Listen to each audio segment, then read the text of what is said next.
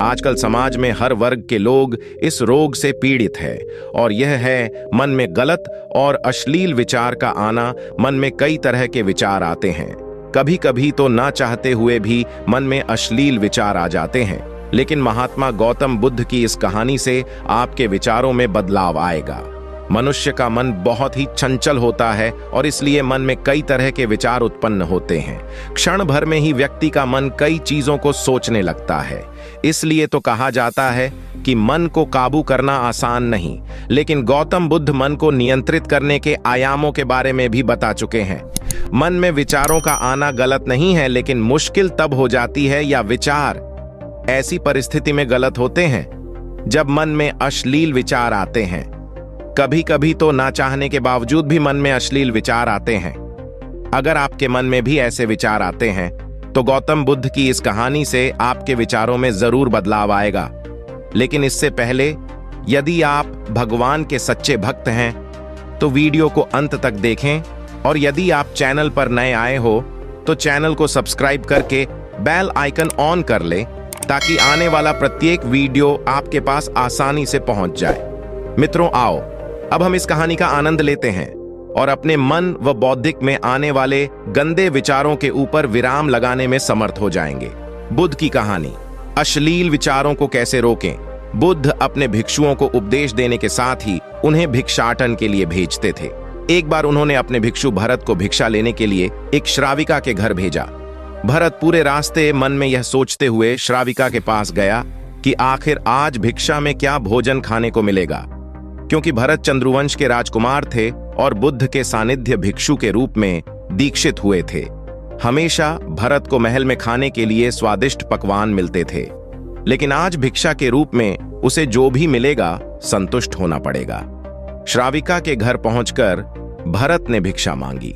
श्राविका ने भरत को बैठने के लिए कहा और भोजन लाने के लिए घर के भीतर चली गई।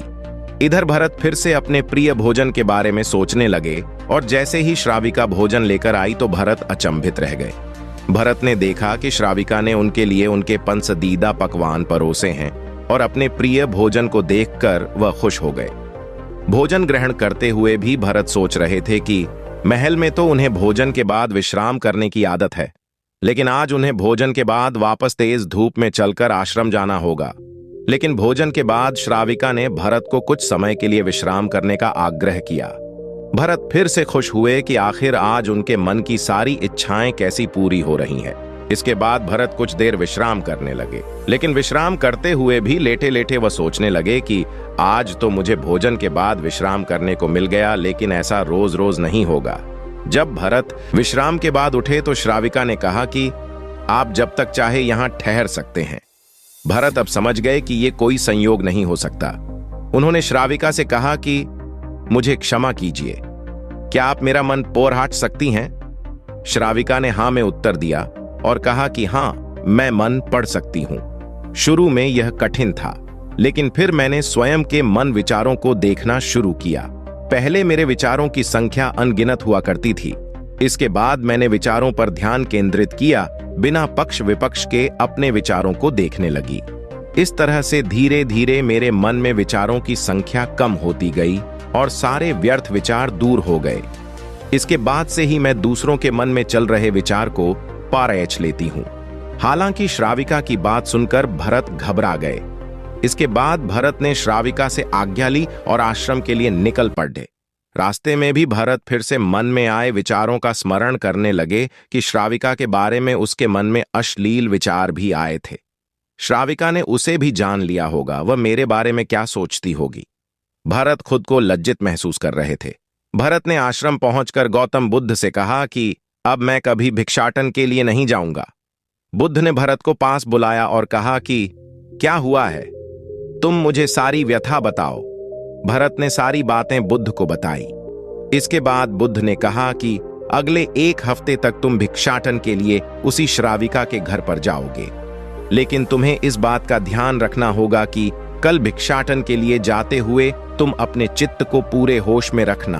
तुम्हारे भीतर क्या विचार उठे उन पर ध्यान केंद्रित करना, और यह भी ध्यान रखना कि तुम्हारे मन में कौन सी वासना उठ रही है।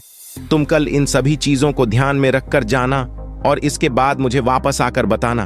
अगले दिन भरत भिक्षाटन के लिए गए। बुद्ध के बताए अनुसार वह पूरे रास्ते अपने होश को जागृत रखते हुए चल रहे थे। जब श्राविका का घर आया तो भरत ने भिक्षा मांगी। उसके भीतर कोई वासना नहीं थी और ना ही कोई विचार उत्पन्न हो रहे थे, क्योंकि उसने अपने मन को पूरी तरह जागृत रखा था। भरत ने भिक्षा ली और आश्रम चला गया।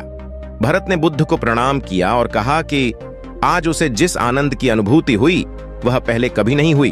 तत्पश्चात गौतम बुद्ध ने बताया कि यहाँ भरत, यदि हम मन में उठ रहे विचारों के ऊपर ध्यान केंद्रित करें और उन विचारों को ध्यान पूर्वक जानें तथा उसका स्मरण करें और यह देखें कि क्या यह विचार शुद्ध है या फिर अशुद्ध। यदि आपका विचार अशुद्ध रूप से यानी कि मन में गंदे विचार उत्पन्न हो रहे हो तो आप उन विचारों को अपने अंदर की शक्ति से रोक सकते हैं, और यदि आप ऐसा करने में सफल हो जाते हैं तो आपसे बड़ा बलवान और ताकतवर दुनिया में कोई नहीं होगा। इसलिए जैसा हम सोचते हैं हमारे मन में वैसे ही भावना उत्पन्न होने लगती है। अतः हमें अपने विचारों के ऊपर संयम बरतना चाहिए तथा शुद्ध विचार फल स्वरूप परमात्मा का स्मरण करना चाहिए।